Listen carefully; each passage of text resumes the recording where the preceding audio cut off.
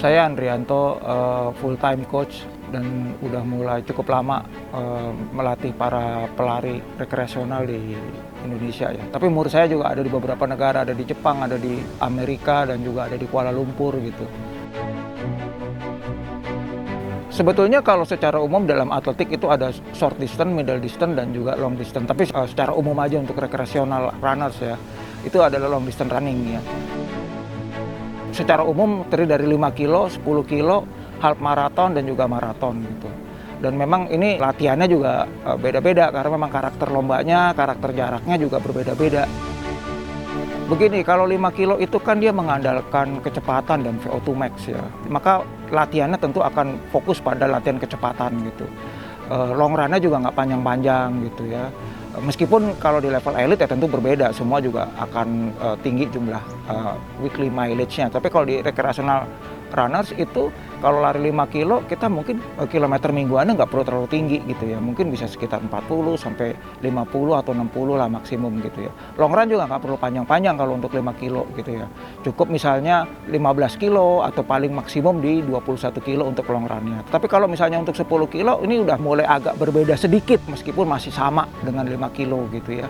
Dia udah mulai mengandalkan endurance. Makanya program latihannya juga kalau di 10 kilo sudah mulai ada temporan misalnya. Kalau di 5 kilo meskipun terjadi dua kubu, ada yang menggunakan temporan dan ada yang tidak, saya tidak menggunakan temporan kalau untuk latihan 5 kilo gitu ya.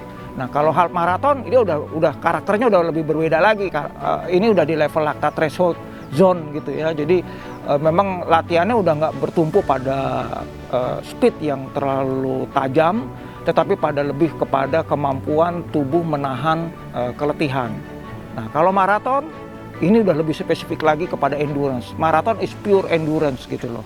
Jadi benar-benar orang yang mau latihan maraton itu harus punya endurance yang cukup baik. Makanya kilometer mingguannya juga dia panjang, long run-nya juga panjang-panjang, dan biasanya memang syarat dengan lari yang nggak terlalu cepat tetapi lebih kepada main di durasi dan panjang gitu.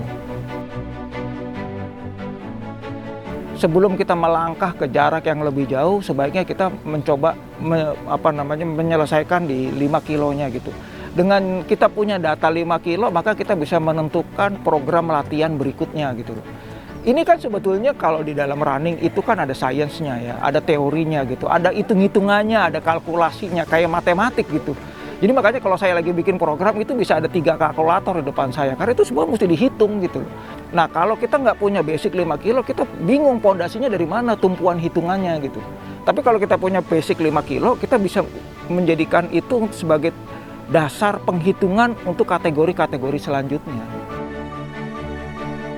Kita harus paham tuh bahwa untuk punya speed yang baik, orang harus punya endurance yang baik. Jadi memang harus punya pondasi yang cukup supaya dia bisa latihan kecepatan dengan baik.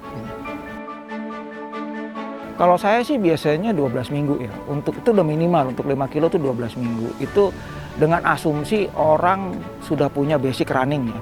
Karena program 5 kilo itu udah pasti akan ada speed interval.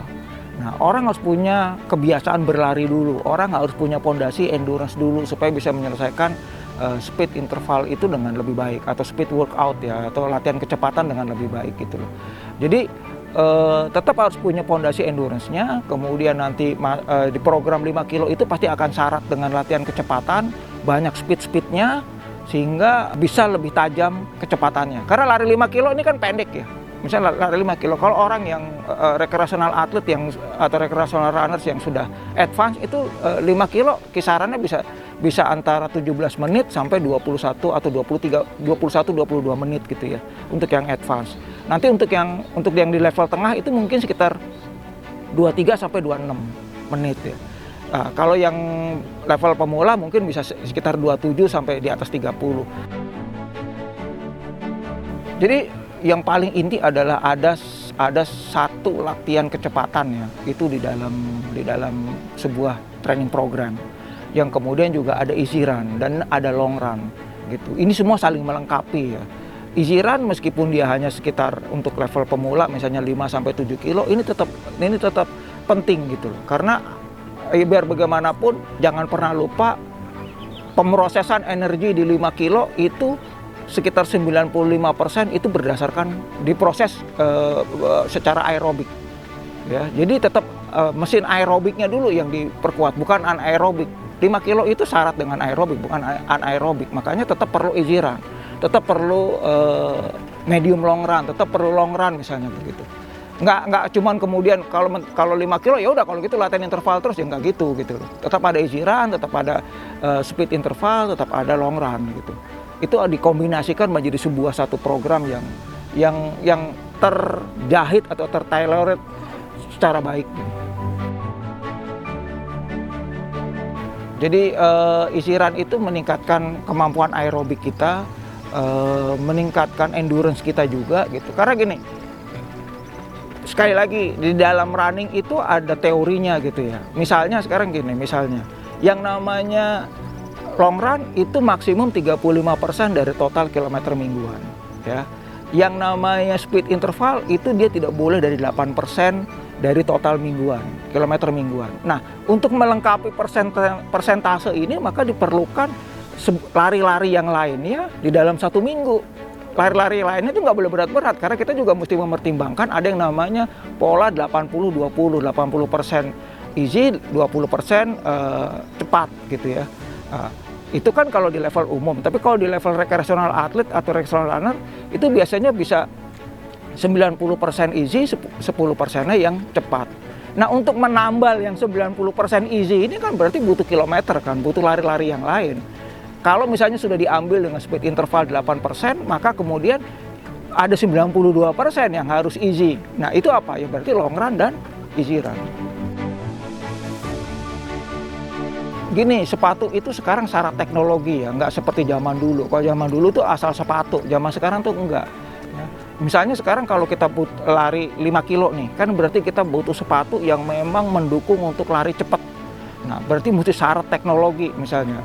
Kita sebut misalnya sekarang kayak ASICS Magic Speed ya, itu dia ada karbonnya di depan. Di belakang juga cukup agak nyaman karena ini untuk kalau orang yang masih heel strike dia tetap terlindungi dengan baik gitu ya. Jadi ini sebuah komposisi sepatu yang baik gitu ya. Ada karbonnya, bisa untuk speed tapi juga bisa untuk daily training gitu. Nggak banyak sebetulnya sepatu yang seperti ini gitu loh. Teman-teman mesti coba ASICS Magic Speed supaya untuk bisa merasakan sensasinya gitu loh. Bisa untuk latihan medium run, easy run maupun juga fast run.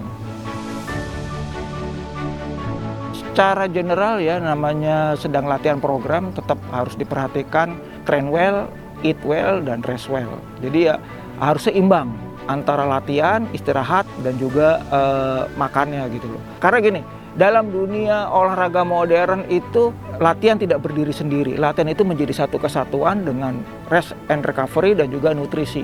Salah satu tidak terpenuhi maka akan terjadi ketimpangan. Saya selalu menggunakan istilahnya train well, eat well, dan rest well.